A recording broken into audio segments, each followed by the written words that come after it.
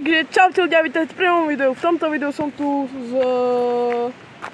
Valkrom. Hej, a v tomto videu máme tu dva peklostroje. Toto je môj 50, on má 125. Feedbike. A nezabudnite like, odbezdívať video a komentovať, čo by sme mohli natočiť na budúce. A my ideme na video. Ako prvej si ukážeme Valkelov peklostroj, povedz nám informácie. To si nevšimajte, hej.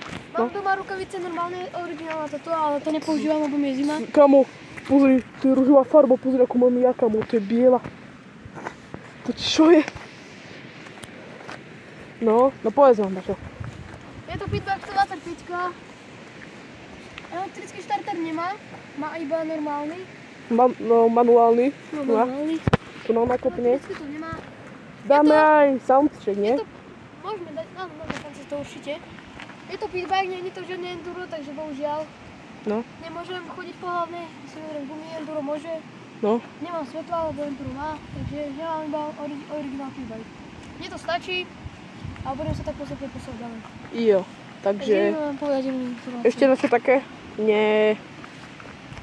Určite také, že koľko sa tam benzínu zmestí, do koľko sa to dá preradiť a tak. Do 4. No a koľko benzínu? Cca 80 kg je kilometrov.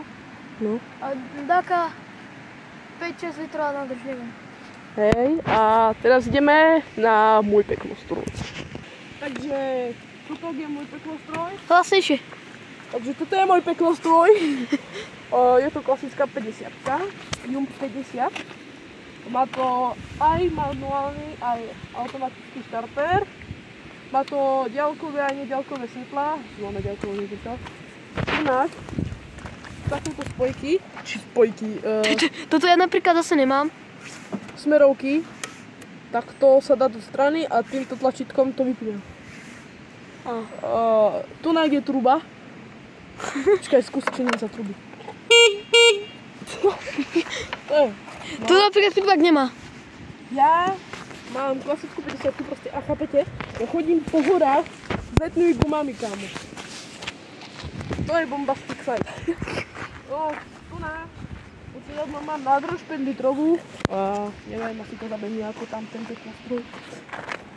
No, vyfúknem ma takúto, ako nejakú, neviem čo, beďu. Smerovky, také dvostičky. Ja som napríklad, on má svetlo, smerovky, trubitko, ja nemám svetlo, smerovky, trubitko, takže... Ale tak on má zase na testy, ja mám na terén, takže neviem na čo mi bude pípať kvál, tak dobre. A smerovky hlavne na čo? No,